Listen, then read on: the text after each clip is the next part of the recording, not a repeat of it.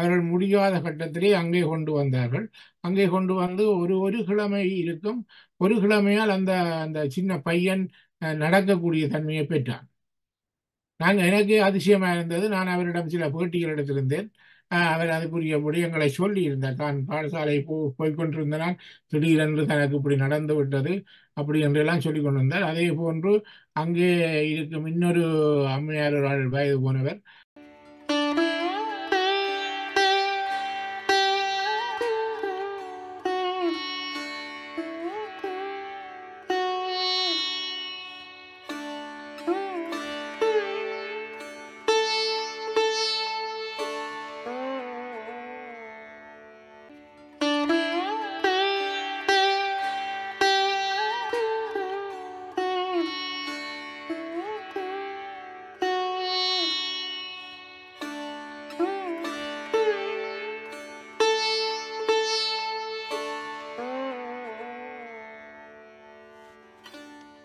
அனைவருக்கும் வணக்கம்.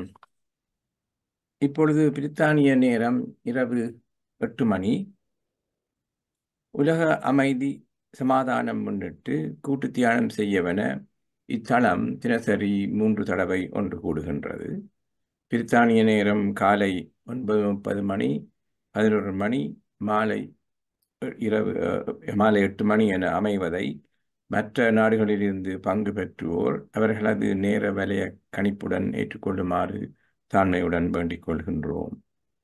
இதில் ஈடுபட அனைவரையும் ஊக்குவிப்பதுடன் அதற்கான வசதிகளையும் வழங்கி வரும் பிஎஸ்எம் தமிழ் ஐரோப்பா, பிஎஸ்எஸ்எம் தமிழ் குளோபல் இந்தியா அமைப்புகளுக்கு எமது நன்றிகள். இன்றைய நிகழ்வு 1098வது நாளாக இடம்பெறுகின்றது. Good evening, everyone. UK time is 8 p.m. We are conducting meditation sessions 3 times a day at this forum for the benefit of world peace and harmony at UK times 9:30 and 11 o'clock in the morning and 8 p.m. Those joining from other nations, please make note of their local time in according to their time zone. Today's events are taking place on 1098th day. முதலில் தியானம் பற்றிய விளக்கத்துடன் அதன் செயல்முறை பற்றி கேட்ட பின் 30 நிமிடம் வரை தியானம் மேற்கொள்ளப்படும். அதற்கு நன்றி கூறிய பின் பிரதம நிகழ்வாக ஜெர்மனியிலிருந்து கந்தசாமி கிருஷ்ணமூர்த்தி அவர்கள் பேச்சு வழங்க இருக்கின்றார். இறுதியில் கலந்துரையாடல் இடம்பெற்ற பின் அறிவித்தல்களுடன் நிகழ்வு முற்றுப்பெறும். வாழ்க வளமுடன், வாழ்க வளத்துடன் என வாழ்த்தி உலகத்தில் சமாதானம், சமரசம், ஆரோக்கியம், ஒற்றுமை நிலவ வழி செய்வோம். நாம் செய்யும் கூட்டு தியானத்தின் பலன் பன்மடங்காகி மக்களிடையே உலகமெங்கும் பரவட்டும். இப்பொழுது தியானத்தை வழிநடத்த கனடாவிலிருந்து ஆனந்தி பாலதாசன் அவர்கள் வருவார்கள். நன்றி. அனைவருக்கும் அன்பார்ந்த வணக்கம். இன்று வெள்ளிக்கிழமை வைகாசி மாதம் 17ஆம் தேதி 2024ஆம் ஆண்டு. நாம் தினமும் தியானம் செய்வதால் நமது மனம் மிகவும் அமைதி பெற்று நாம் ஆரோக்கியமாக வாழ வழிவகுப்போம். உடல் அசைவின்றி இருக்கும் போது உடல் வசப்படும். மூச்சு சீர்படும் பொழுது மனம் வசப்படும். உடலும் மூச்சும் வசப்படும் பொழுது ஆத்மா வசப்படும். உடல், மனம், ஆத்மா மூன்றையும் ஒருங்கிணைக்கும் பயிற்சியே தியானம். தியானம் செய்யும் முறையை பார்ப்போம். தியானத்திற்கு முன்பும் பின்பும் இளம் சூடான நீரை அருந்தினால் தொண்டை வறட்சி ஏற்படாமல் தவிர்க்கலாம். ஒரு சுகமான ஆசனத்தில் அமர்ந்து கொள்ளுங்கள். உடலை தளர்ச்சியாகவும் நிமிர்ந்தும் உட்காருங்கள். கண்ணாடி அணிந்திருந்தால் கழற்றி வையுங்கள். விரல்களை இப்படி கோர்த்து மடி மீது வையுங்கள். பாதங்களை இப்படி ஒன்றன் மேல் ஒன்றாக வையுங்கள். கண்களை இனிய புன்னகையுடன் லேசாக மூடிக்கொள்ளுங்கள். இப்பொழுது உள்மூச்சு வெளிமூச்சு இரண்டையும் கவனியுங்கள். தியானத்தின் போது எண்ணங்கள் வரும். மீண்டும் மீண்டும் சுவாசத்தின் மேல் கவனம் வையுங்கள். எண்ணங்கள் படிப்படியாக குறையும். இப்பொழுது இனிய இசை வழங்கப்படும். நாங்கள் 30 நிமிடங்கள் தியானம் செய்வோம். முதல் 15 நிமிடங்கள் இசையுடனும் மிகுதி 15 நிமிடங்கள் மௌன தியானமும் செய்வோம். நன்றி, வணக்கம். இன்னும் மாஸ்டர்ஸ், இன்னும் 5 வினாடிகள் உள்ளன. உங்கள் இயல்பான நிலைக்கு வந்து கைகளை மெதுவாக பிரித்து விரல்களை கண்கள் மீது வையுங்கள். 5, 4, 3, 2, 1. இப்பொழுது கண்களை மெதுவாக திறவுங்கள். நாங்கள் அனைவரும் ஒருங்கிணைந்து கூட்டு தியானம் செய்ததற்கு 30 வினாடிகள் கைதட்டி மகிழ்வோம்.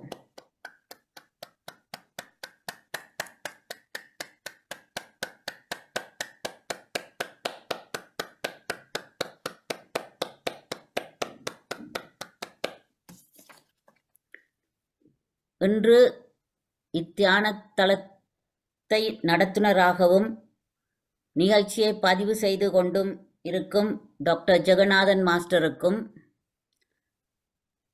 மௌன சிறப்பு பேச்சாளர்களின் விளம்பரங்களை காட்சிப்படுத்தியதற்காக தர்ஷினி உதயராஜா மாஸ்டருக்கும், தியானத்துக்கு இனிய இசை வழங்கிய சிவாமோகன் மாஸ்டருக்கும் எல்லோர் சார்பிலும் நாங்கள் இதயபூர்வமான நன்றியை தெரிவித்துக் கொள்கின்றோம். எல்லாவற்றுக்கும் மேலாக இத்தியான தளத்தை தங்கு தடையின்றி நடாத்தி செல்லும் ஸ்ரீகாந்த ராஜா மாஸ்டருக்கும் அருந்ததி மாஸ்டருக்கும், அவர்களுக்கு உறுதுணையாக நின்று உதவி செய்யும் உதவியாளர் மாஸ்டர்ஸுக்கும் எமது எல்லோர் சார்பிலும் இதயபூர்வமான நன்றியை தெரிவித்துக் கொள்கின்றோம். நன்றி. நான் இப்பொழுது இத்தளத்தை டாக்டர் ஜெகநாதன் மாஸ்டரிடம் கையளிக்கின்றேன். வணக்கம். நன்றி ஆனந்தி மாஸ்டர்.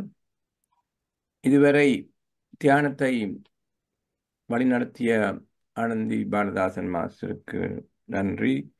மற்றவர்களுக்கு அவர் ஏற்கனவே நன்றி கூறிவிட்டார். தினமும் எழும் சூரியன் இருள் நீக்கி ஒளி தருவது உலக உயிர்கள் அனைத்தும் தலைக்கவே. தினமும் இத்தலத்தில் நிகழ்வன எமது அறியாமையை விளக்கி அறிவொளிக்கு வழியாக்கும் என்று சொல்வது மிகையாகாது. இத்தலத்தை ஆரம்பித்து வைத்ததுடன் அது தொடர்ந்து நீடிப்பதற்காக பொறுப்பேற்றுக் கொண்டிருக்கும் மாஸ்டர்ஸ் திருமதி சிஸ்கன் ராஜா அவர்களுக்கு நாம் நன்றி சொல்ல கடமைப்பட்டுள்ளோம். வாழ்க வையகம், வாழ்க வளத்துடன் என வாழ்த்தி உலகத்தில் அமைதி, சமாதானம், நல்லிணக்கம், ஆரோக்கியம், ஒற்றுமை நிலவ வழி செய்வோம். இனி இன்றைய பிரதம நிகழ்வுக்கு வருவோம். சிறப்பு பேச்சாளராக இன்று நமக்கு உரை வழங்க உள்ளவர் ஜெர்மனியிலிருந்து கந்தசாமி கிருஷ்ணமூர்த்தி ஐயா அவர்கள். அவரை பற்றி எங்களுக்கு நன்றாக தெரியும் என்றாலும் ஒரு சில வார்த்தைகள் நான் கூற கடமைப்பட்டுள்ளேன். அவர் ஒரு பேச்சாளர், எழுத்தாளர், தமிழ் ஆசிரியர், ஊடகவியலாளர், பன்னாகம் இணையதளத்தின் பிரதம ஆசிரியராக ஜெர்மனியில் இருக்கின்றார். ஜெர்மனி தமிழ் கலாச்சார மன்றத்தின் தலைவராகவும் இருக்கின்றார். மற்றும் பல அமைப்புகளிலும் அவர் உறுப்பினராக செயலாற்றுகின்றார். பல விருதுகளை அவர் பெற்றிருக்கின்றார். சிறந்த ஆசிரியர், ஊடக வித்தகர், வாசகர் வட்ட விருதுகள் என்றும், வாழ்நாள் சாதனையாளர், உலக சாதனையாளர் என்றும் சொல்லிக்கொண்டே போகலாம். அவர் இன்று பேச எடுக்கும் விடயம் திசையெல்லாம் கண்டதும் கேட்டதும். இப்பொழுது நான் அவரை அன்புடன் உரையாற்றுமாறு வேண்டுகின்றேன். நன்றி. வணக்கம் திரு யோகநாதன் மாஸ்டர் அவர்களே மற்றும் திருமதி ஸ்ரீஸ்கந்தராஜா மாஸ்டர் அவர்களே, இன்று தியானத்தை வழி நடத்திய அனந்தி அவர்களே மற்றும் இங்கே பார்வையாளராக இருக்கும் மாஸ்டர்ஸ் எல்லாருக்கும் முதற்கண் நன்றிகள். இன்று நான் ஸ்ரீஸ்கந்தராஜா மாஸ்டர் கேட்டார் என்ன தலையங்கத்தை கொடுக்கலாம் என்று. அப்போது நான் சொன்னேன், திசையெல்லாம் கண்டதும் கேட்டதும். திசை என்று சொல்லும்போது இங்கே நாங்கள் செய்திகளை பார்ப்போம். செய்திகள் என்று சொன்னால் அறிந்ததை, மற்றவர்கள் அனுபவப்பட்டதை மற்றவர்களுக்கு பகிர்வது செய்தி எனப்படும். ஆகவே இதை ஆங்கிலத்திலே நியூஸ் என்று சொல்வார்கள். இந்த நியூஸ் நாங்கள் திசைகளில் இருந்து எடுக்கப்பட்ட ஒவ்வொரு சொல்லை வைத்து நியூஸ் என்று சொல்லப்படுகின்றது. NEWS, north west, east, south என்று. அப்போ அதில் இன்னும் ஒரு தகவல் சொல்லப்படுகின்றது. நியூ என்றால் புதிது, நியூஸ் என்றால் புதிதானது என்று ஒரு தகவல் சொல்லப்படுகின்றது. ஏனென்று சொன்னால் இங்கே சொல்லப்படும் செய்திகளும் சொல்லப்படும் சம்பவங்களும் புதிதாக அறிந்தவர்களை விட அறியாதவர்களுக்கு இருக்கக்கூடியதாக இருக்கும் என்பதுதான் இங்கே உண்டு. இங்கே 4 எழுத்திலே தான் நியூஸ் என்று சொல்லி இருக்கின்றது. நாங்கள் பார்க்கலாம். நான் இப்போது இங்கே கதைக்கும் போது இன்று ஒரு பேச்சு மாதிரி நான் கதைக்கவில்லை, சும்மா ஒரு கதை போன்றுதான் நான் இங்கே கதைக்க இருக்கின்றேன்.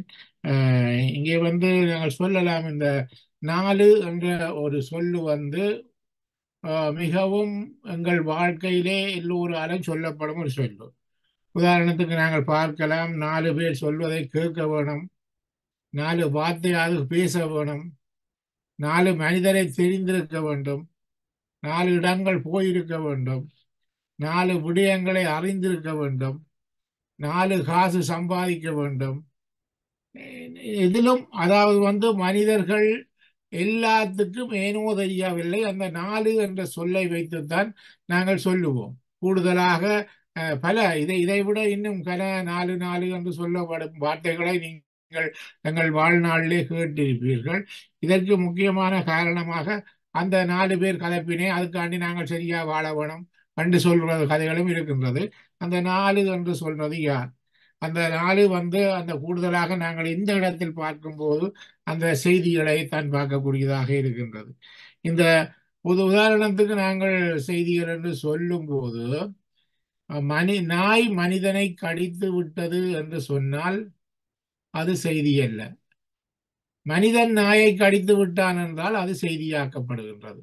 இது என்னன்னு சொன்னால், ஒன்று நடவாதது ஒன்று நடந்து விட்டது என்று சொல்லும் போதுதான் அதை செய்தியாக்கப்படுகின்றது. அந்த வகையிலே இன்று நாங்கள் பல விடயங்களை சொல்லலாம். ஸ்ரீஸ்கந்தராஜா மாஸ்டர் அவர்கள் சொன்னார்கள், நான் கடந்த மார்ச் மாதம் ஒரு மாதமாக இந்தியாவுக்கு சென்றிருந்தேன். அப்போது அங்கே நான் சில கண்டதுகளையும் பார்த்ததுகளையும் வைத்து சில தகவல்களையும் உங்களுடன் பகிர்ந்து கொள்ளலாம் என்று இருக்கின்றேன். முக்கியமாக நான் இங்கே அதை முன்னெடுத்ததுக்கு காரணம், ஆதி யோகி சிவன் என்று சொல்லி நீங்கள் கேள்விப்பட்டு ஈசா என்று சொல்லப்படும் இடம். அது ஈசா என்று சொல்லப்படும் அந்த சிலையானது, நான் உங்களுக்கு அந்த படத்தை நான் 2 படங்களை நான் காட்டுகின்றேன். நான் அதுக்குரிய ஆயத்தங்களை செய்யவில்லை. இருந்தாலும் அந்த படங்களை நான் இங்கே ஷேர் பண்றேன், நீங்க அதில் பார்த்து கொள்ளலாம்.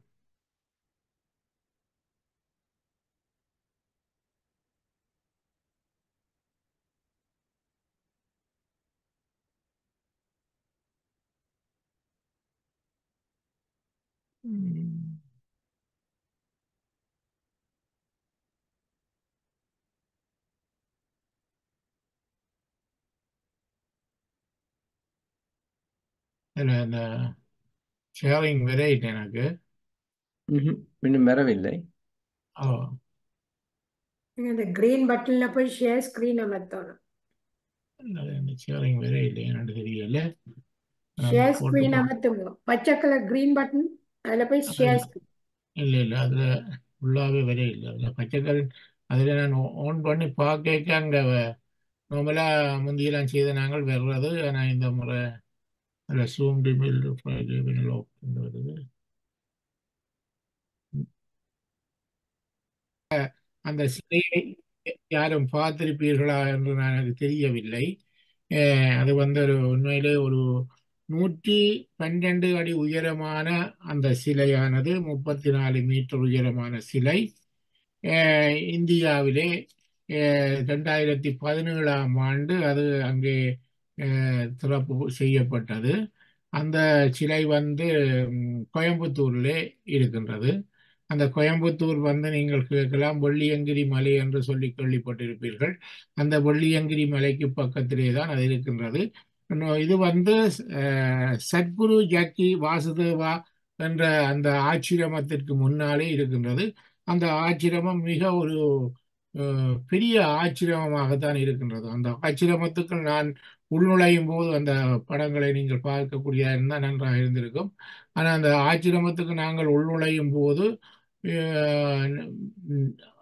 அது ஒரு ஒரு ஒரு வித்தியாசமான உணர்வை நான் அங்கே உணர்ந்தேன். அது உண்மையிலே அந்த இடத்துக்கு நாங்கள் சென்ற போது அந்த ஆதி சிவன் சிலை என்றது அந்த ஆச்சிரமத்துக்கு முன்னாடி இருக்கின்றது. அந்த ஆச்சிரமமானது குறைந்தது ஒரு 5-6 ஏக்கர் கணக்கிலே தான் அது மிக பிரமாண்டமாக இருக்கின்றது. அங்கே உள் சென்றவுடன் ஒரு சிவன் ஆலயம் இருக்கின்றது. அந்த சிவன் ஆலயத்தில் முதல் தரிசித்து விட்டு அங்கே தியான மண்டபம் என்று சொல்லி ஒரு வட்டம் வடிவான ஒரு மிகவும் ஒரு மண்டபம் ஒன்று, பெரிய மண்டபம் இருக்கின்றது. அந்த மண்டபத்துக்கு நடுவிலே ஒரு 5 மீட்டர் 10 மீட்டர் உயரம், 8 மீட்டருக்குள்ள உயரமான அந்த சிலை, சிவன் சிலை ஒன்று இருக்கின்றது. இப்போ 2 பேர் சுற்றி கட்டி பிடிக்கக்கூடிய மாதிரி ஒரு பெரிய சிவன் சிலை இருக்கின்றது. அந்த சிவன் சிலையை சுற்றி 100 பேர் இருக்கக்கூடிய மாதிரி இருக்கின்றது இடம். அப்போ அந்த 100 பேருக்கு 10 நிமிடத்துக்கு ஒருக்கா அந்த ஆட்கள் மாறி மாறிக்கொண்டு இருப்பார்கள். 10 நிமிஷம் அங்கே தியானம் முடிந்ததும் அவர்கள் வெளியே செல்வார்கள். இந்த அடுத்த ஆட்கள் அங்கே வந்திருப்பார்கள். அடுத்த தியானம் நடக்கும். அப்படி அங்கே எந்தவித கதைகளும் நடைபெற மாட்டாது, எந்தவித பேச்சுவார்த்தைகளும் இருக்க மாட்டது. எல்லாம் கையாலே காட்டிக் கொண்டிருப்பார்கள், செய்து சொல்லிக் கொண்டிருப்பார்கள். அதுக்குரிய அங்கே உள்ள வெண்ணிற ஆடை அணிந்த பலர் அங்கே கடமையில் இருக்கின்றார்கள். அவர்கள் அதை ஒழுங்குபடுத்தி கொண்டிருப்பார்கள். நான் அங்கே உள் சென்ற போது என்னையும் அங்கே உள்ளுக்கு இருக்க சொன்னார்கள். என்னால் உண்மையிலே அந்த நிலத்திலே இருக்க முடியாத ஒரு நிலை இருந்தது. ஆகவே உடனடியாக எனக்கு ஒரு உயரமான ஒரு 2 மாதிரி கொண்டு வந்து அடுக்கி விட்டார்கள். அதிலே இருக்க சொல்லி நான் அதிலே இருந்தேன். நான் இருந்து கொண்டு அந்த தியான நிகழ்வு தொடங்கியது. நான் அந்த தியானத்தை செய்து கொண்டிருந்தேன். இருக்கும் போது எனக்கு உண்மையில் நான் அங்கே நடந்து போய்கொண்டிருக்கும் போது எனக்கு அந்த நாரியிலே நோக்கள் இருந்தது. அப்போது நடக்க முடியாத நிலப்பாடு இருந்தது. நான் அங்கே போய் சென்று இருந்து அந்த தியானத்தை செய்து கொண்டிருக்கும் போது திடீரென்று நாரி பக்கத்திலே ஒரு கரண்ட் அடிக்குமா போல இருந்தது. டக்குன்னு நான் திரும்பவும் அதை அதை அதே அதே போன்று செய்து பார்த்தேன். அதே நிலைப்பாடு இருந்தது. நான் வெளியில் வரும்போது எனக்கு அந்த நாரியில் உள்ள அந்த நோக்கள் எல்லாம் இல்லாமல் போய்விட்டது. உண்மையில் எனக்கு ஒரு பெரிய அதிசயமாக இருந்தது. அந்த நாரி நோக்கள் எல்லாம் இல்லாமல் போய்விட்டது. நான் அப்படியே வெளியில் வந்து இந்த ஆதி சிவன் என்ற சிலையை நாங்கள் தரிசிக்க வேண்டும். அதிலிருந்து குறைந்தது ஒரு 1 கிலோமீட்டருக்குள்ளதான் அந்த அடுத்த சிலை இருக்கிறது, அந்த பெரிய சிலை. அப்போ அதற்கு வந்து அங்கே வந்து ஒரு 1000 மாடுகளை வளர்க்கின்றார்கள். 1000 மாடுகள் வளர்க்கின்றார்கள். அங்கே வந்து எந்தவித வாகனம் இல்லை. அந்த வண்டில் என்று சொல்லப்படும் அதிலே ஏறித்தான் நாங்கள் அந்த சிவன் சிலைக்கு செல்ல வேண்டும். அந்த சிவன் சிலையை நாங்கள் போய் சென்ற போது அது ஒரு மிக பிரமாண்டமான சிலை, ஒரு பரந்த வழியிலே இருக்கின்றது. அதை நான் முதலில் சொல்லியிருந்தேன். 112 அடி உயரமானது, 34 மீட்டர் உயரம், 500 தொன் எடை உள்ளதாக அந்த இருக்கின்றது. அந்த சிலையை வந்து மோடி அவர்கள் வந்து 2017 திறப்பு விழா செய்து வைத்திருந்தார். அதற்குரிய முக்கியமான காரணம் இந்த ஈசா அறக்கட்டளை நிறுவனமானது அந்த சத்குரு ஜக்கி வாசுதேவா அவர்களால் தான் உருவாக்கப்பட்டது. அவரும் நீங்க பார்க்கலாம். சுப்பிரமணிய சுவாமியை நீங்க பார்த்திருப்பீர்கள், அமெரிக்காவில் இருப்பவர்கள். அவரை போன்றவர் தான். அவருக்கு கூடுதலாக உங்களுக்கு அவரை தெரிந்திருக்கலாம், அநேக வாக்களுக்கு அதிலே தெரிந்திருக்கலாம். அவர் அன்று நாங்கள் அங்கே சென்ற போது அவர் அங்கே இருக்கவில்லை. காரணம், அவரது சுவையின காரணமாக அவர் வைத்தியசாலையில் அனுமதிக்கப்பட்டிருக்கின்றார் என்ற செய்தியை கேட்டோம். ஆகவே நாங்கள் அவரை நேரடியாக அங்கே சந்திக்க முடியாத நிலை. இந்த சிலையை நாங்கள் சென்று பார்த்தபோது மிகவும் பிரமிப்பாக இருந்தது. அப்போது நான் கேட்டேன், இந்த சிலையை என்னத்துக்காக இதிலே உருவாக்கினார்கள் என்று கேட்கும்போது, இந்த யோக மேம்பாட்டிற்கான ஒரு இடமாக அதை அமுல்படுத்தி இருக்கின்றார்கள். இந்த சிவராத்திரி தினத்தன்று லட்சக்கணக்கான மக்கள் அங்கே சுற்றி வர இருப்பார்கள். இது நடுவில் இருக்கின்றது குறைந்தது ஒரு அதிலேயும் ஒரு 10 ஏக்கர் மட்டிலே இருக்கும் என்று நினைக்கின்றேன் அந்த அந்த விஸ்தீரணம். அந்த அந்த இடத்தில் ஃபுல்லாக அங்கே சிவராத்திரி அன்று மக்கள் குவிந்திருப்பார்கள். நீங்கள் கூகுளிலே போய் அடித்து பார்த்தால், அதாவது ஈசா அறக்கட்டளை ஆதி யோகி சிவன் சிலை என்று தமிழ்லையும் அடிக்கலாம், அல்ல ஆதி யோகி சிவன் என்னன்னு சொல்லி நீங்கள் இங்கிலீஷில் அடித்தாலும் அது உங்களுக்கு கிடைக்கும். நீங்கள் அதிலே போய் அதை மேற்கொண்ட தகவல்களை அதிலே பார்க்கலாம். உண்மையில் நீங்கள் அங்கே இந்தியா செல்லும் போது நீங்கள் கோயம்புத்தூர் கட்டாயம் ஒரு சென்று வந்தால் அவங்க ஒரு மிகவும் ஒரு பார்க்கக்கூடிய இடமாகத்தான் இருக்கின்றது. அது காலையிலிருந்து பின்னிரம் 6 மணி மட்டும்தான் உள்ளுக்கு செல்ல விடுவார்கள், பின்பு செல்ல விட மாட்டார்கள். நாங்கள் அன்று சென்ற போது நாங்கள் கேரளாவுக்கு சென்று கேரளாவிலிருந்து அங்கு செல்லும் போது இரவாகிவிட்டது, 8 மணி ஆகிவிட்டது. அப்போது நாங்கள் அந்த இடத்தை கண்டுபிடிப்பதற்கு மிகவும் சிரமப்பட்டு சென்றிருந்தோம். ஆகவே அந்த நேரம் அந்த இடத்துக்கு சென்ற போது அங்கே அவர்கள் எங்களை உள்ளே செல்ல அனுமதிக்கவில்லை. நாங்கள் திரும்பி வந்து இந்த அயலில் உள்ள ஒரு ஹோட்டலிலே தங்கி விடிய காலையிலே அதை அங்கே திரும்பவும் சென்ற போது இந்த விதமான இதுகள் எங்களுக்கு கிடைத்தது. உண்மையிலே அந்த ஆதிசிவன் சிலை என்றது சொல்லி இது இது என்னென்று சொன்னால், இதில் ஒன்று சொல்லப்படுகின்றது. அந்த சத்குரு யக்கி வாசுதேவா அந்த சுவாமிகள் வந்து அந்த இடத்திலே அந்த ஆச்சிரமத்தை அமைத்திருக்கின்றார்.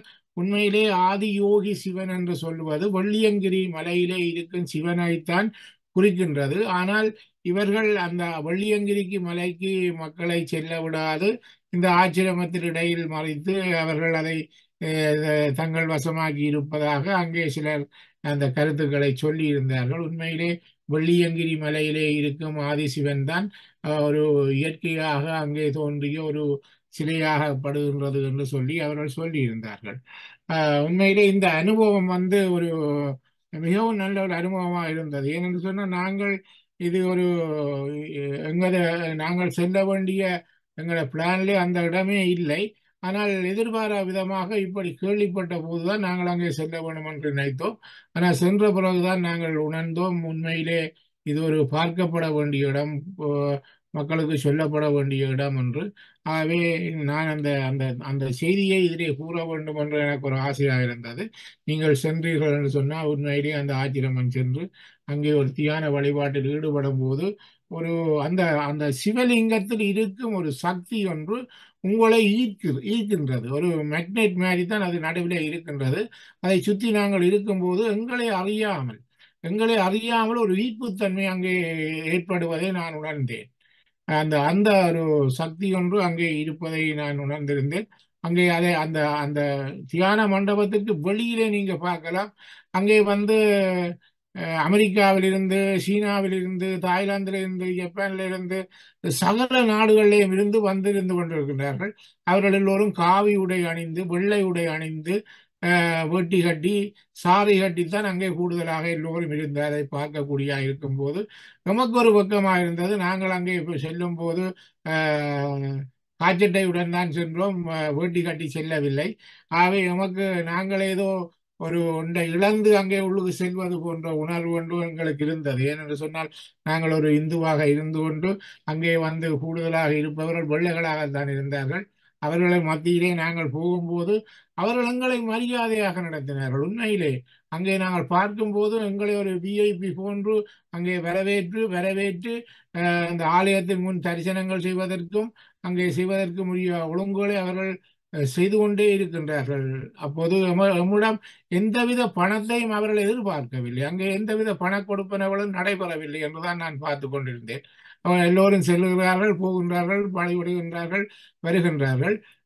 உண்மையிலே அந்த கடை அந்த அந்த அந்த அங்கே ஒரு கடை ஒன்று இருக்கின்றது. அந்த கடையிலே நீங்கள் இளைப்பாறி பசியாறுவதற்காக அங்கே வைத்திருக்கின்றார்கள்.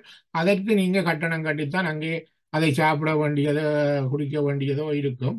மற்றது நீங்கள் வாசல் போகும்போது உங்களுக்கு ஆஹ், ஒரு பேக் கொண்டு தருவார்கள். அந்த பேக்கிலே உங்கள் பாதணிகளை எல்லாம் அதுக்குள் போட்டு அங்கே அவரிடம் கொடுத்தால் அவர்கள் அதை நம்பர் ஒன்று தருவார்கள். அதை நீங்கள் வாங்கி கொண்டு போய் திரும்பி வந்து அப்படி எடுக்கக்கூடிய நல்ல ஒரு வசதியாக இந்தியாவிலே இப்படி ஒரு வசதியை நான் பார்த்தது அங்கேதான் என்று நான் நினைக்கின்றேன். மற்ற கோயில்களிலே நாங்கள் கொண்டே உங்களோட பாதணிகளை விட்டு விட்டு திரும்பி வந்து பார்த்தா சில விட பாதணிகளே இருக்காது.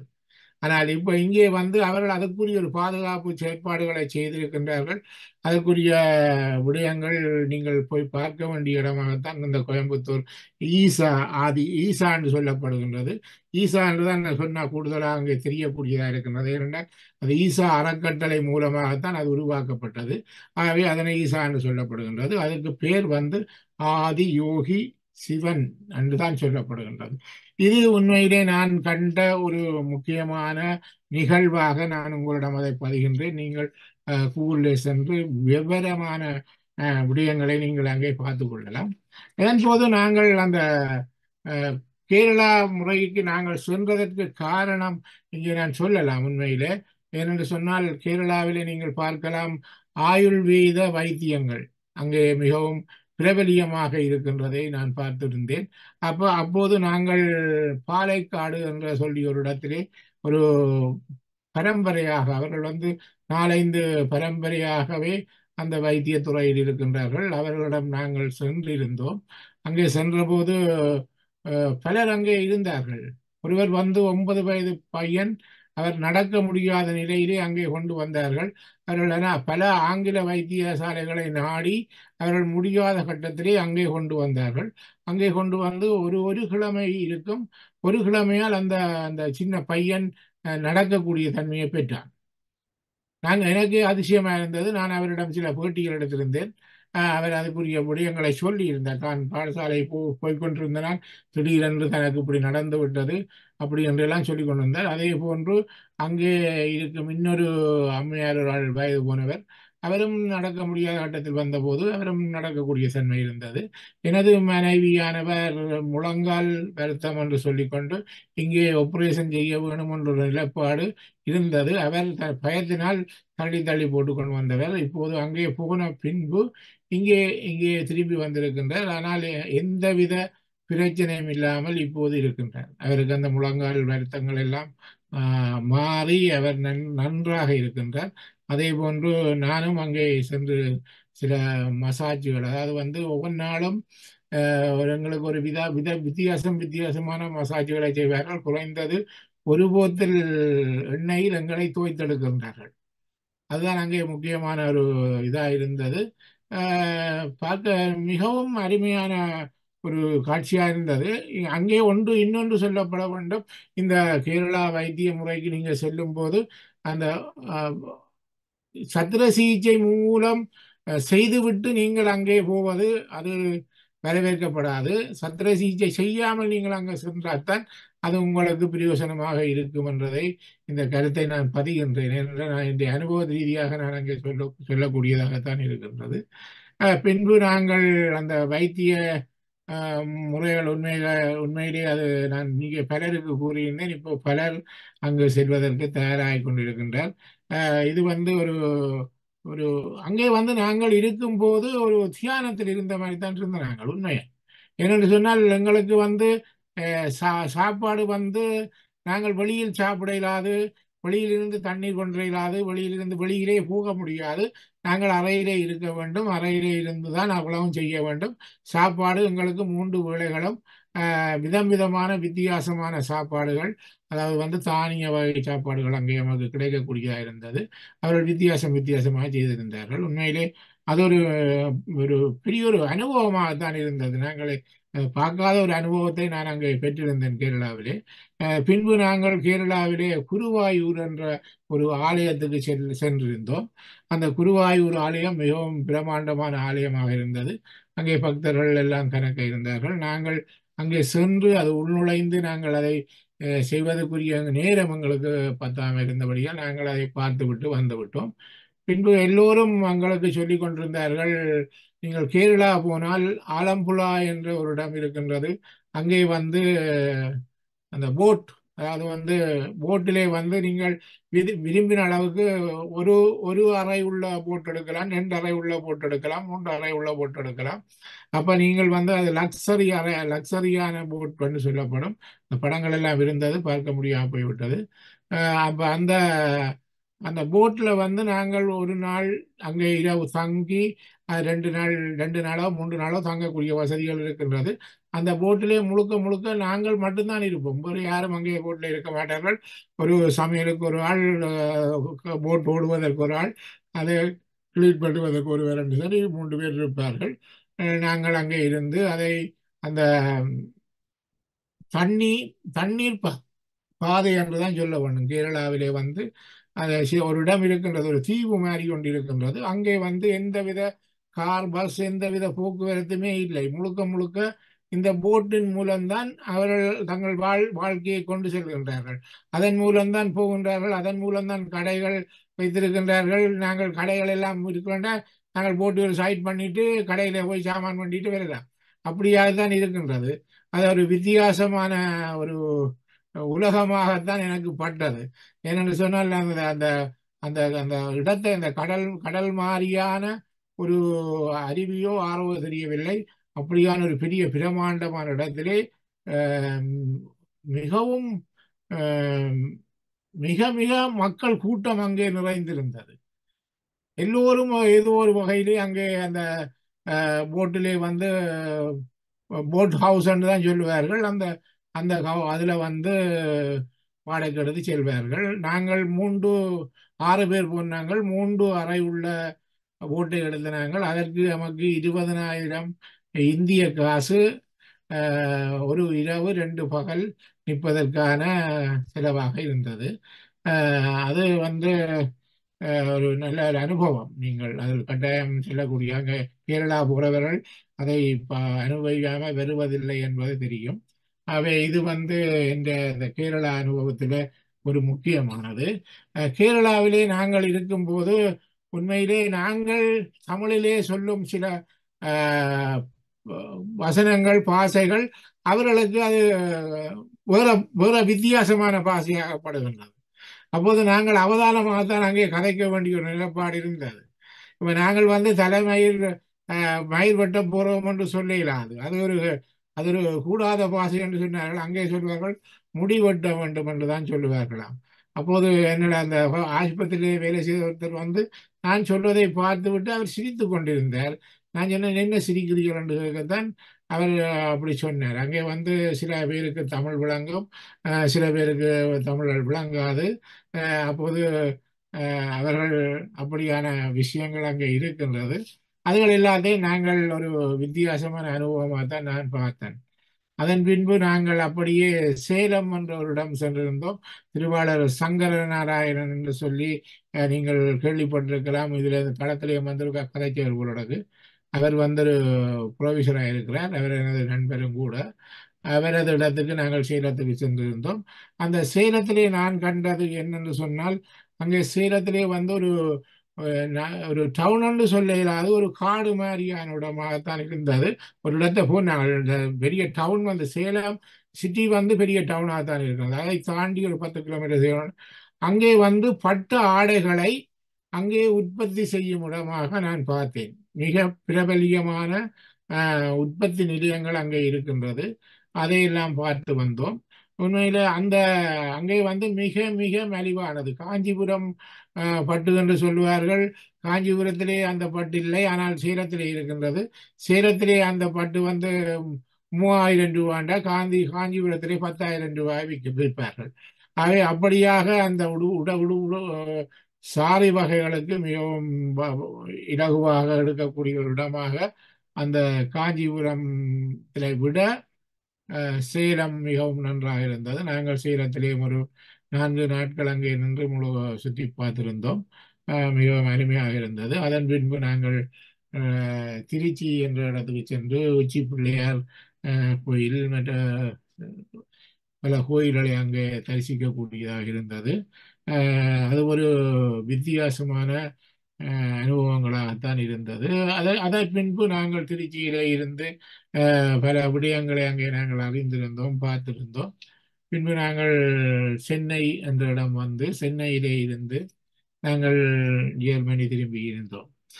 உண்மையிலே இந்த இதிலே வந்து நாங்கள் முக்கியமாக நான் சொல்லக்கூடியது அந்த கேரளாவின் சென்ற அந்த வைத்திய முறைகளும் அந்த ஆதிசிவன் கோவிலும் மற்ற அந்த ஆலம்புழா என்று சொல்லி அந்த கடல் பாதை தண்ணீர் பாதை உள்ள தீவுகளும் தான் முக்கியமாக இருந்தது. இதை யாரும் போயிருந்திருப்பீர்கள் பலர், பார்த்திருந்திருப்பீர்கள் பலர். போகாதவர்கள் அங்கே செல்லும் போது இதை நீங்கள் போய் பார்க்கலாம் என்று கூறி உண்மையிலே இந்த சந்தர்ப்பத்தை எனக்கு வழங்கிய திருவாளர் ஸ்ரீஸ்கந்தராஜ மாஸ்டர் அவர்களுக்கு முதற்க நன்றியை கூறி, இது வந்து நான் எனது ஒரு பயணத்தின் கதையாகத்தான் நான் இதை கூறுகின்றேன் என்று கூறி விடைபெறுகின்றேன். நன்றி, வணக்கம்.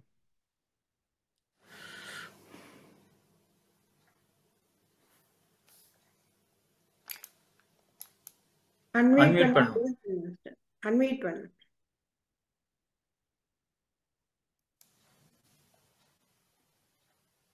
நன்றி கிருஷ்ணமூர்த்தி ஐயா அவர்கள். இதுவரை எங்களுக்கு அருமையான ஒரு பேச்சு, திசையெல்லாம் கண்டதும் கேட்டதும் என்ற தலைப்பிலே தன்னுடைய இந்திய பயணத்தில் அதிலே ஒரு இடத்தைத்தான் அவர் போய் பார்த்திருக்கின்றார். அதை கூறினதுக்கு எங்களுக்கு நாங்கள் நன்றி. இதை பாராட்டும் மூலமாக நாங்கள் ஒரு சில வினாடிகள் கரகோஷம் எழுப்புவோம்.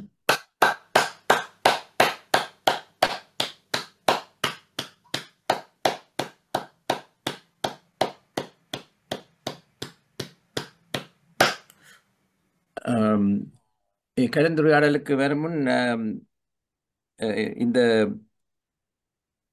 பேச்சு தலையங்கத்திலே நீங்கள் திசையெல்லாம் கண்டதும் என்று கேட்டதும் என்று சொன்னீர்கள். நீங்கள் சொன்னீர்களோ தெரியவில்லை. அதாவது திசை என்று சொல்லிக்கல 4 திசை இல்லையா?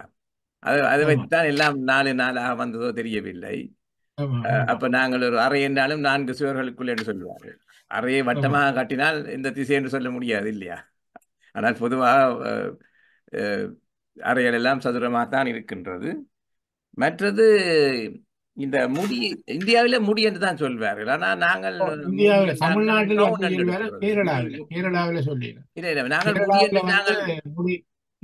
முடி என்று சொல்வது முடிசூடா மன்னன் என்றைக்குல கிரவுன் என்று தான் முடி என்று எடுக்கிற நாங்கள். ஆனால் அவர்கள் வந்து நீங்கள் சொன்ன மாதிரி இந்த மயிர் என்று சொல்ல பாவிக்கிறே இல்லை. அப்ப நான் முந்தி சொன்னார்கள் இவர் என்ன வேலை செய்யறார் என்று கேட்க ஏதோ முடி திருத்த நிபுணர் என்று சொன்னு பார்த்தா ஹேர் ட்ரெஸ்ஸர் தான் அவர்கிட்ட வேலை. நல்ல வடிவாக முடி என்று சொல்லி அப்ப அவர்களுக்கு விளங்கவில்லை. ஏதோ பெரிய நல்ல உத்தியோகம் என்று பார்த்தால் இஸ் ஹேர் ட்ரெஸ்ஸர். அப்படித்தான் அந்த வந்தது. ஆனா இந்த ஊரில் ஹேர் ட்ரெஸ்ஸிங்க்கு சரியான டிமாண்ட். எனக்கு தெரிஞ்ச கொஞ்சம் பேர் நர்சிங் ட்ரைனிங் செய்து போட்டு நர்சிங் சம்பளம் போதாது என்று சொல்லி ஹேர் ட்ரெஸ்ஸிங்க்கு போயிருக்கின்றார்கள். மற்றது இந்த போட் ஹவுஸ்ன்றது இந்த தேம்ஸ் ரிவர்லேயே சில பேர்கள் போட் ஹவுஸ் தான் வேண்டி இருக்கிறார்கள். அவர்களுக்கு அதில் சீவிக்கிறது தான் விருப்பம். அதில் சில சில நன்மைகளும் இருக்கின்றன. எனக்கு என்ன தெரியவில்லை. ஆகவே அவர்கள் வந்து அவர்களுடைய வீடு போட் ஹவுஸில் தான் இருக்கின்றது. ஆகவே அந்த இது வந்து நானும் அதை முதல் தரம் கேட்டோன்னே ஆச்சரியத்துடன் தான் அதை கேட்டேன். ஆனால் அதனுடைய ஜெர்மனிலையும் இந்தியாவில் கேரளா என்று சொன்னீர்கள், ஜெர்மனிலையும் இருக்குமோ தெரியவில்லை. அதனுடைய சில பேர்களுக்கு அதில் போட்டுகள் வந்து கூடுதலாக மெட்டாலால செய்யப்பட்டிருக்கின்றது, ஃபைபர் கிளாஸால தான் செய்யப்பட்டிருக்குது. அங்கத்த போட் ஹவுஸ் என்று சொல்லப்படுவது இயற்கையான புல்லுகளாலே சுற்றி வர வேய்ந்து அந்த மரத்தாலே உள்ளுக்கு செய்யப்பட்டு ஒரு ஹோட்டல் மாதிரி தான் இருக்கும். பார்க்க உள்ளுக்கு ஒரு ஹோட்டல் மாதிரி தான் இருக்கும். மேலே வந்து கூரை வந்து புல்லால செய்யப்பட்டிருக்கு, ஒரு விதமான புல்லால. செய்யப்பட்டிருந்தது. அப்படி காஷ்மீரிலேயும் அப்படி ஒரு 1000 2000 போட்டுகள் அங்கே நிற்கும். நாங்கள் அந்த கடல்ல போனால் முழுக்க போட்டா தான் இருக்கும். காஷ்மீரிலேயும் அப்படித்தான் ஒரு வசதிகள் இருக்கின்றன என்று கேள்விப்பட்டிருக்கின்றேன். ம், ஆகவே இது கேரளாவுக்கு மட்டும் தனித்துவமாக இருக்கும் என்று நான் கருதவில்லை. இனி நாங்கள் மற்றவர்களுடைய கலந்துரையாடலுக்கும் இடம் அளிப்போம். நீங்கள் கைகளை உயர்த்தினால் முதலிலே கை உயர்த்தியிருக்க சதாமனோ மாஸ்டர் என்று நினைக்கின்றேன். இதுதான் ஆதிசிவன் உண்மையில. இதற்கு பின்பகுதியில அந்த ஆதிசிவன் பின்பகுதியில தான் அந்த சத்குரு அவர்கிட்ட ஆச்சிரமம் இருக்கு, பின்னாம்பரியர் ஆச்சிரமம் இருக்கு. அது உண்மையிலே ஒரு உள்ளுக்கு செல்லும் போது ஒரு கோட்டைக்குள் செல்வது போன்றுதான் இருக்கு. முன்னுக்கு பாதுகாப்பு ஆட்கள் கூடுதலாக இருப்பார்கள். அதிலே கோட்டை போன்று அந்த வாசலை அமைத்திருக்கின்றார்கள். அப்படித்தான் உள்ளுக்கு செல்லுவது கொண்டு இருக்கும். இது ஒரு பெரிய ஒரு வெளியிலே இந்த ஆதிசிவன் சிலை இருக்கின்றது. இதற்கு எந்தவித அனுமதியும் பெறாமல் கூடுதலாக செல்லக்கூடிய மாதிரி இருக்கும். ஆமா.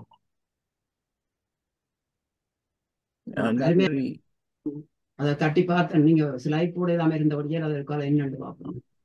எனக்கு அது ஷேர் பண்ணப்படுது இல்லையே எனக்கு தெரியும். அடுத்த ஆனந்தி பாலதாஸ் நீங்க பேசலாம். அனைவருக்கும் அன்பு வணக்கம். இன்று கிருஷ்ணமூர்த்தி ஐயா ஊடகவித்தர் ஜெர்மனியிலேருந்து திசையெல்லாம் கண்டதும் கேட்டதும் தனது இந்தியா பயணத்தை பற்றி மிகவும் அருமையாக சொன்னார்.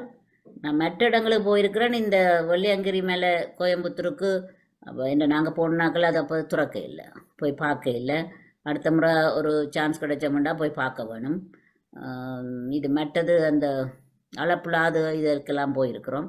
அது உண்மையில் அது அருமையான பயணம். அந்த போட் ட்ரிப் மிகவும் அருமையான பயணம். அது இப்போ கூட ஃப்ரெண்ட்ஸோட போனால் தான் கூட நல்ல என்ன, நாங்கள் ஒரு வேலையும் செய்ய தேவையில்லை. அவைக்கு சாப்பாடும் தருவார்கள். பட் அப்படியே போட் போய் கொண்டிருக்கும். நைட்ஸ்லேயும் படி சரியா ஹோட்டல் மாதிரி தான். நல்ல அருமையான அனுபவம் அது. பட் அந்த கேரளா அந்த எண்ணெய் அதுகள் இதுகள் எல்லாம் அதுகளுக்கு மங்காளி எல்லாம் போனாங்க.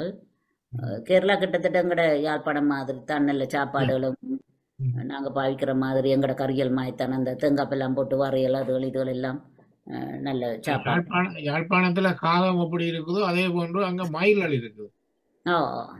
காலமே 4 மணியிலிருந்து 5 மணி மட்டும் மயில்கள் தான் கத்தும். மயில்களின் சத்தம் தான் கேட்கலாம். ஆண்டு பெரிய சத்தமா இருக்கும். அதன் பின்புதான் அந்த குருவிகள் மற்ற குருவிகள் கத்தும் 5 மணிக்கு பிறகு. அந்த 4 மணிக்கு அந்த 4 மணிக்கு மட்டும் அந்த 4 மணிலிருந்து 5 மணி மட்டும்தான் அந்த மயில்கள் என்ற சத்தம் கேட்கும். பறந்து வருங்கள், பறந்து அந்த கூரைகளிலே இருக்கும் பெரிய தோகை உள்ள மயில்கள் அங்கே நேரடியாக பார்க்கக்கூடியதாக இருந்தது. யாழ்ப்பாணத்துல இப்ப மன்னார் பக்கம் சரியான மயில்களாம். கேதீஸ்வர இது அங்கால இன்னொரு இடங்கள்ல சரியான மயில்களாம் இருக்கிறேன்னு சொல்றவன் எல்லாம் அங்கேருந்து வந்துச்சுதோ தெரியாது. அப்படி இன்னும் கணக்கு மயில்கள் இருக்கு. அருமையான பேச்சு ஐயா. நீங்க இந்த 3 இடங்களுக்கு தான் போனீங்களா? கேரளா, சென்னையை பற்றி சொல்றீங்க. நாங்கள் கேரளா போயிட்டு நான் கனதரம் இந்தியாவுக்கு போனது. இந்த முறை கேரளாவுக்கு போகணும், கேரளாவுக்கு போனாங்க. அப்ப அங்க போயிட்டு தான் இப்போ இந்த யோஜன் நாங்கள் தனியா இந்த போட்டிங் அதில் எல்லாம் போற கஷ்டம் பண்ணிட்டு இப்போ இந்த திருச்சியில இருந்து ஆக்களை கூப்பிட்டு நான் வேன்ல அவைகளை அங்க வேன்ல இந்த அவைகளை கூட்டிக்கிட்டு தான் அங்க போனது. அப்ப அப்படி போனபடியா தான் கொஞ்சம் ஆக்கள் கொஞ்சம் சந்தோஷமாக அதில் சுத்தி எறியக்கூடிய மாதிரி இருந்தது. சரியான வெக்கையான காலமாக இருந்தது. சமயம் நல்லது. இந்த சிவராத்திரிக்கெல்லாம் மிகவும் அருமையாக இந்த இது முழுக்க டிவியில போய்கொண்டே இருக்கும். வீடியோக்களை பார்க்கலாம், நடக்கிறது நல்ல மியூசிக் ப்ரோக்ராம் அதுகள் இதுகள் எல்லாம் நடக்கும். நல்ல இதா நடந்து கொண்டு போறது ஈசா மையம். அது கணக்கு எல்லாம் ஃபாரினர்ஸ் தான் கூட அந்த வாலண்டியர்ஸ் முழுக்க ஃபாரினர்ஸ் தான் நிக்கிறாங்க. இந்தியன்ஸை விட ஃபாரினர்ஸ் தான் முழுக்க அந்த ஆசிரமத்திலேயே இருக்கிறார்கள். அவர்கள் அங்கேயே இருக்கிறார்கள் தங்கி. தியானம் தொடர்ந்து நடந்து கொண்டே தியானம் எந்த இடம் மரத்துங்களை சுற்றி 10 பேர் இருந்து தியானம் பண்ணி கொண்டிருப்பார்கள். எங்கே என்ன புரியான இடத்தை பார்த்தா அவர்கள் தியானம் பண்ணி கொண்டுதான் இருப்பினார்கள். அது பெண்களுக்கண்டே ஒரு தனியத்தியான மண்டபம் ஒன்று இருக்குது. அது பெண்களுக்கண்டு சொல்லி அதில் என்ன நடக்குதுன்னு நான் உள்ள போய் பார்க்கல. அது எங்களுக்கு லவுட் இல்லை. அது டான்ஸ் மியூசிக் எல்லாம் பிள்ளைகளுக்கு எல்லாம் டான்ஸ் மியூசிக் பொம்பளைகள் எல்லாம் மட்டும்தான் அதுக்குள்ள போகலாம்னு சொல்லி அதில் இருக்கு. பொம்பளை பிள்ளைகளுக்கு டான்ஸ் மியூசிக் எல்லாம் பழக்கினம். அது இது அங்கே இருந்து எல்லா பிள்ளைகளும் படிக்கணும். ஆனா முழுக்க அங்க இந்த நடந்து தான் தெரிய வேணும். அந்த வெஹிக்கல்ஸ் ஒன்று நடந்தான் தெரிய வேணும், மற்றபடி ஒன்றும் இல்லை. அது தானே சொல்லுவார். 2 நேரம் சாப்பாடு தானே, இந்த 3 நேரம் வயிறு முட்டை சாப்பிட்றோம் அப்படி இப்படின்னு இல்லை. 2 நேரம் சாப்பாடு தான். நாங்கள் சமையலிடமே காட்டுவாங்க. சரியான ஒரே நடுவலும் செய்தபடிதான், ஒரு சாப்பாடுதல் செய்தபடிதான். நல்ல அருமையான இடமா இருக்கணும். சான்ஸ் கிடைச்சா அடுத்த முறை போய் பார்க்க வேணும் நினைக்கிறேன். நன்றி ஐயா, மிகவும் அருமையாக இருந்தது. நான் முதல் போன போது வேலூர் கோல்டன் டெம்பிளுக்கு போனான்.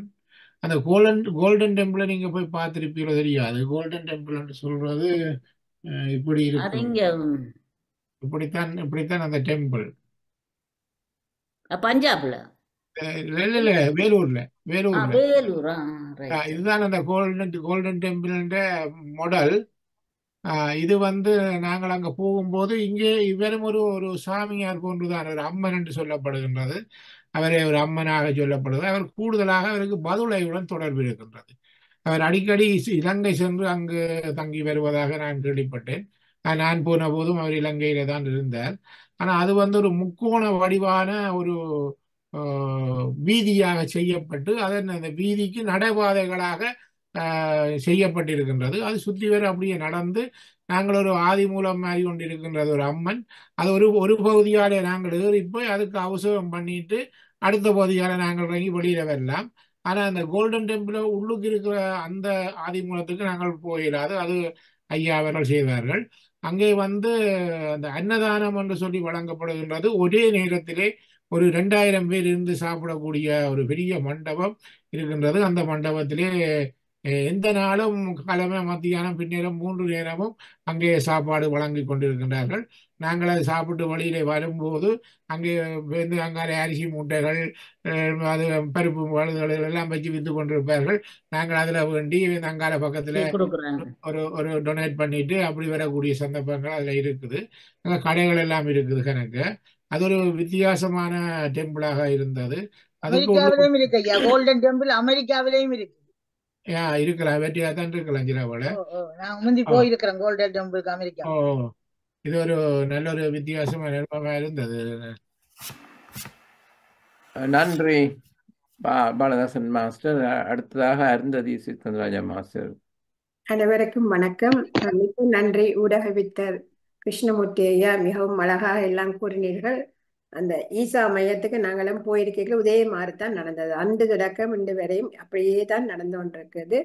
நாங்களும் போய் அனுபவித்த நாங்கள். ஆனா நாங்கள் தியானத்துக்கு முதல் போனாங்க. தியானத்துக்கு இந்த தியானம் ஸ்டார்ட் பண்றதுக்கு முதல் போனபடியே வித்தியாசமா இருந்தது, நல்லா இருந்தது. நீங்க சொன்ன மாதிரி எல்லாம் இந்த 10 நிமிஷம் தான் விடிவினம். அவ்வளவு கிரௌட் அங்க, அதால தான் 10 நிமிஷம் விடினா. மற்றபடி அது எனக்கு புதுசா தெரியல. நாங்க பார்த்தபடியா மற்ற விஷயங்கள் எல்லாம் உங்களுக்கு புதுமையாக இருந்தது. கேரளால நீங்க போனது, இந்த மசாஜிங் அது இதெல்லாம் நல்லா இருந்தது. அதுக்குத்தான் எல்லாரும் இந்த ஒவ்வொரு நாள் நாங்க வீட்டிலேயே செய்யலாம் இந்த எண்ணெய் மசாஜிங் எல்லாம். அது நாங்க செய்யாம ஒரு இடத்த போய் செய்ய வேண்டி வாரது. இப்ப நாங்கள் தியானம் மாதிரி அதுகளையும் ஒவ்வொரு நாளும் செய்தோன்னு வந்தோம்னா இந்த மூட்டு நோயெல்லாம் இருக்காது என்பதை நீங்க அழகாக கூறினீர்கள். மிக்க நன்றி. நன்றி அருந்ததி மாஸ்டர். அடுத்தபடியாக பஞ்சாட்சரம் மாஸ்டர் ஆஸ்திரேலியாவில இருந்து கையெழுத்திருக்கிறார். எல்லோருக்கும் வணக்கம். இன்று கிருஷ்ணமூர்த்தி ஐயா அவர்கள், உலகவியலாளர் கிருஷ்ணமூர்த்தி ஐயா அவர்கள் அதாவது திசையெல்லாம் கண்டதும் கேட்டதும் என்றதை பற்றி எங்களுக்கு வடிவாக கூறியிருந்தார். தமிழ்நாடு சென்று கேரளா சென்று திரும்பி தமிழ்நாடு வந்திருக்கிறார். அந்த கேரளாவில் உள்ள போர்டுகளை பற்றி நன்றாக கூறியிருந்தார். அந்த போர்டில் ஒரு வேறு அனுபவத்துக்காக அந்த போட்டுக்கு போறார்கள் என்பதையும் நான் முதல் அறிந்திருக்கிறேன். அந்த போட்டில் கடல் தண்ணி, ஆனால் அந்த உப்பு குறைஞ்ச கடல் தண்ணியாக இருக்கிறதாம் அந்த கடல். அது அந்த அந்த காற்றை சுவாசிக்கும் போது கூட ஹெல்த்தியா இருக்கிறதா உண்டு கன சயின்ஸ் சொல்றார்கள். நீங்கள் இந்த தலையங்கத்தை சூஸ் பண்ணது அங்க நீங்கள் கண்டதையும் கேட்டதையும் சொல்லுவதற்காகவா? ஆமாம், அதேதான் அதேதான் அதேதான். அதுக்காகத்தான் சொல்லி இருக்கிறீங்கள். ஆமாம், நன்றி. அடுத்தது என்னென்றால் நீங்க இந்த சிறுதானிய உணவை பற்றி சொன்னீர்கள். ஆமாம். சிறுதானிய உணவு அதை சமசீர் உணவு என்று சொல்லுகிறார்கள். அதாவது எல்லா விதமான இந்த குளுட்டன் ஃப்ரீ எல்லா விதமான ஊடக சத்துகள் எல்லாம் இருக்குது. ஒரு முட்டை சாப்பிட்றத விட இந்த சிறுதானியம் சாப்பிட்டா காணும் என்ற சிறுதானிய வகைகளை போட்டிருக்கிறார்கள். நாங்கள் இட்டலி எண்ணெய்க்கு அது உளுந்து ரவை எல்லாம் சிறுதானியத்துக்காம வருது. அப்ப ஒரு ஸ்டாட்டிஸ்டிக் எடுத்திருக்கிறார்கள். இந்த சிறுதானிய உணவை இப்ப சென்னையோ இல்லாட்டி இந்த தமிழ்நாடு இந்தியாவிலே இவ்வளவு பாவிக்கிறோம் என்றால் ஒரு 6 to 10% தானே பாவிக்கிறோம். அதே நேரத்தில் யாழ்ப்பாணத்துல பாத்தீங்கன்னா கிட்டத்தட்ட 40 வீதம் பாவிக்கணுமா, 40-50 வீதம் அந்த சிறுதானியத்தை கூட பாவிக்கணுமா. சிறுவர்களாக இருந்த போது நினைக்கிறேன் 60 வீதத்துக்கு பாவிச்சிருப்போம். ஏன்னு சொன்னா அதுகள் எல்லாம் வந்து காணியிலே இருக்கு. நாங்கள் குரக்கன் எல்லாம் இடிச்சு அதுல குரக்கன் புட்டு குரக்கன் ரொட்டி என்று சொல்லி அப்படி எல்லாம் செய்ததை நான் சாப்பிட்டு இருக்கிறேன்.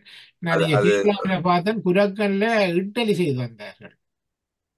குரக்கன் மாவுல இட்டலி சிவப்பா இருந்தது, அது நல்லா இருந்தது. அதுல இன்னொரு அட்வான்டேஜ் என்னென்றால் இந்த சிறுதானியத்தை வந்து 65 நாள்ல அது பயிரை தந்துவிடும், அறுவடை செய்யலாம். 65 நாள்.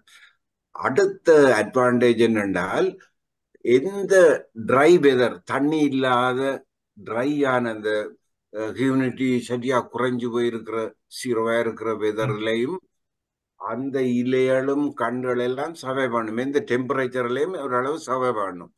அப்ப அந்த சிறுதானியத்தை வளர்க்கறதால நாடு நிலமும் கொஞ்சம் கூலா வருதுன்னு சொல்லி காடு பத்தி போகும். ஆனா நெல்லு கோதுமைக்கு இந்த அளவு தண்ணி வேணும், நியமான தண்ணி நெல்லு வளர்க்கறதா இருந்தால். அப்ப அது மழை காலத்துல நெல்லு வளரலாம். அப்ப சிறுதானியம் தான் எங்கட ஊருல எங்களுக்கு தண்ணி குறைஞ்ச ஊர்கள்ல நல்லதன்றதை கவர்மெண்ட் இப்ப ப்ரமோட் பண்ணதாக சொல்றார்கள். மற்றும்படி நீங்கள் கோயில்களுக்கெல்லாம் போயிட்டு இருந்தீர்கள். நீங்கள் அந்த போர்டர், அதாவது கேரளாவில இருந்து இந்தியாவில சேலத்துக்கு வரைக்க சுசீந்திரத்துக்கு போனீங்களோ? சுசீந்திரம் ஒரு கோயில் சரியா போர்டர்ல இருக்கு. ஒரு சிவன் கோயில்.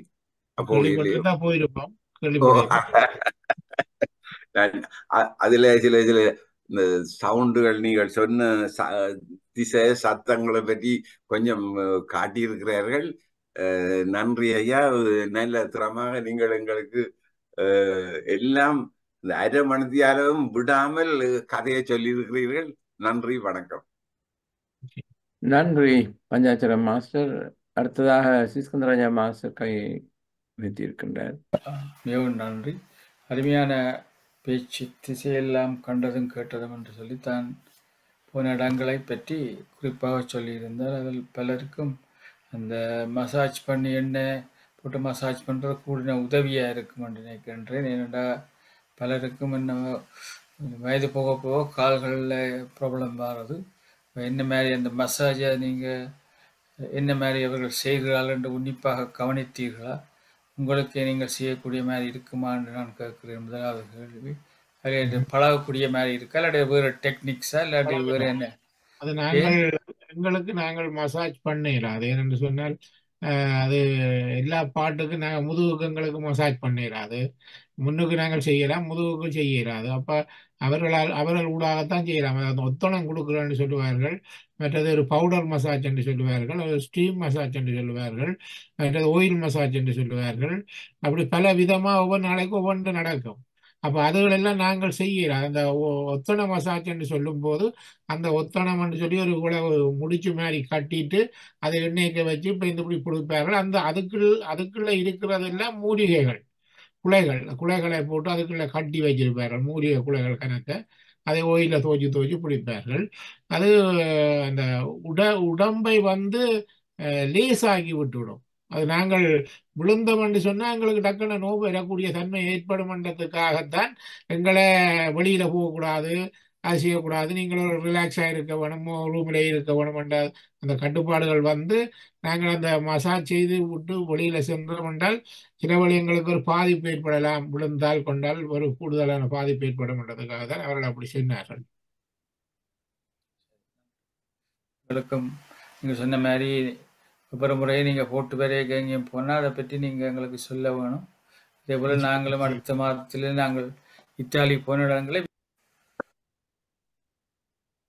எல்லோருக்கும் வணக்கம். நீங்கள் 9:30 மணிக்கு இந்த தளத்தை மூடுறீங்கள். ஆனபடியா கணக்கு டைம் இல்லை எனக்கு. சுருக்கமாக சொல்றேன். கிருஷ்ணமூர்த்தி ஐயா, நீங்கள் கேரளா பற்றி சொல்ல வேண்டியபடியா நான் அதை எடுத்துட்டா நானாக சொல்ல விரும்புகிறேன். எனக்கு ரூமட்டாய்டு ஆர்த்ரைட்டிஸ் இருக்குது. அப்ப நான் என்னுடைய ஃப்ரெண்ட்ஸோட ஒரு டான்ஸ் அரங்கேற்றத்துக்கு போய் அதால நாங்கள் கேரளாவுக்கு போனாங்க. அப்ப அங்க போய் டாக்டர் முகுந்தன் ஒரு டாக்டரை கண்டு எனக்கு மசாஜ் எல்லாம் தந்தவர். அண்ட் தென் நாங்கள் வேண்டிய மருந்துகள் எல்லாம் வாங்கி கொண்டு கேரளா வாட்டர் ஃபால்ஸ்ல போய் அதிலும் போய் நல்லா குளிச்சு எல்லாம் செய்துட்டு திரும்பி அந்த அரங்கேற்றத்துக்கு போயிட்டு பிறகு திரும்பி வந்துட்டேன் வீட்டை. இங்க வந்தா நான் என்னுடைய ரூமட்டாலஜிஸ்ட் கொண்டு போய் இந்த மருந்து எல்லாத்தையும் காட்டி சொன்னேன், இந்த டாக்டர் முகுந்தன் எனக்கு சொல்லி தந்தவர், இந்த மருந்து வளவும் இட்ஸ் ஓகே, நான் எடுக்கலாம் வித் இங்கிலீஷ் மெடிசன் சொல்லி. என்னுடைய ரூமட்டாலஜிஸ்ட் தலையில கைய வச்சு சொன்னார், my dear, if you take Kerala medicine and mix with the English medicine, I won't be able to treat you. அப்ப நான் நினைச்சேன், there's no point in me taking it. ஏனென்றால் நான் கேரளாக்கே நீ எப்ப போறனோ தெரியாது. திருப்பி இந்த மெடிசின்ஸ் எடுக்கிறதுக்கும் போய் டாக்டர் மூந்தனை கண்டு எக்ஸாமினேஷன் எல்லாம் செய்யறதுக்கு தெரியாது. ஆனபடியா ஓகேன்னு சொல்லி போட்டு நான் அப்படியே கொண்டு எந்த ஃபார்மசி ரெகுலர் ஃபார்மசிஸ்ட கொண்டு போய் அது மெடிசின்ஸையும் கொடுத்து எல்லாத்தையும் கண்டு போட்டு நான் கேரிட் ஆன் வித் இந்த ரூமட்டாலஜிஸ்ட் மருந்தோட. அதைத்தான் நான் உங்களுக்கு சொல்ல எடுத்தேன். நான் இங்கே அதிகம் இந்த நாங்கள் இந்த கேரளால போய் மசாஜிங் செய்யறது அது இதெல்லாம் எங்களோட இங்கிலீஷ் ட்ரீட்மெண்டோட விரும்பாயின. அப்படி நாங்கள் எடுக்கிறோண்டா அவைக்கு சொல்லாமல் எடுக்கணும். அது சரியில்லை. என்ன, நான் சர்ஜரியில ஒர்க் பண்ணா எனக்கு தெரியும், பேஷண்ட் எத்தனையோ அலுவலாம் செய்து போட்டு வந்து டாக்டர்ஸுக்கு சொல்றேன். Doctor suffers a lot. என்ன அவைக்கு ட்ரீட் பண்ணிடலாரு. இந்த பேஷண்ட் உள்ளதை சொன்னாதான் டாக்டருக்கு பேஷண்ட்டை ட்ரீட் பண்ணலாம். அப்ப நான் உள்ளதை எல்லாத்தையும் சொல்லி போட்டு எல்லாத்தையும் மறைஞ்சு போட்டுட்டு நான் திருப்பி வேண்ட ட்ரீட்மெண்ட்லயே போனேன். இந்த கேரளா நீங்கள் குழந்தபடியாத்தான் நான் இவ்வளவு சொல்ல வேண்டி வந்தது. உண்மை, நீங்க சொன்னது உண்மை. என்னன்னு சொன்னா இங்க அந்த மெடிசின் எடுக்கிற ஆட்கள் அங்கத்த மெடிசினை சேர்த்து எடுக்கக்கூடாது. அது தமிழ் வைத்தியம் புரிம்பாத்தான் செய்ய வேணும். இப்ப நாங்கள் மெடிசின் எடுக்காத முறையில அங்க அதை போய் செய்யக்கூடியதா இருந்தது. மெடிசின் எடுத்தால் அது மிக்ஸ்ட் ஆகிட்டு என்றால் அவருக்கு வித்தியாசமான ஒரு போக்கு இருக்கும். ஆனால் அவர் சொன்னவர் அந்த டாக்டர் எங்களுக்கு சொன்னவர், அந்த சுகர் பேஷண்ட் அவர்கள் அந்த டேப்லெட்டை இன்சுலின் எடுக்கலாம், மற்றவர்கள் எல்லாம் மற்ற டேப்லெட்டுகள் எல்லாம் எடுக்கக்கூடாது. ஆனா நான் கணக்க அந்த இதுகள் மசாஜிங் ஆயில் எல்லாம் கொடுத்தேன். அதுகள் நான் கொடுக்கல கெமிஸ்ட்ரிட்ட, அதில் நான் வச்சு பாவிச்சேன். மற்றது அந்த ஏக்ஸ் அண்ட் பெயின்ஸுக்கு டேப்லெட்ஸ் தந்தவன் வேறையும் இப்ப மறந்து போனேன். இப்ப நான் போய் ஒரு 10 வருஷம் இருக்கும். வேறையும் இதோ கண்ணக்கெல்லாம் தந்த ஞாபக காசு பே பண்ணி தான் எடுத்துறான் அவ்வளவும். ஆனா கம்பேர் டு இங்க அதை கன்வெர்ட் பண்ணா இட் இஸ் நத்திங். பட் அங்க அந்த ஏழைகளுக்கு கொடுத்துட்டு வந்திருக்கலாம் நான் அந்த காசை. ஆமா, நாங்களும் ஒரு 2 லட்சத்துக்கு கிட்ட அங்க முடிச்சுட்டோம் அந்த ஆஸ்பத்திரி மட்டும். அப்ப அதுல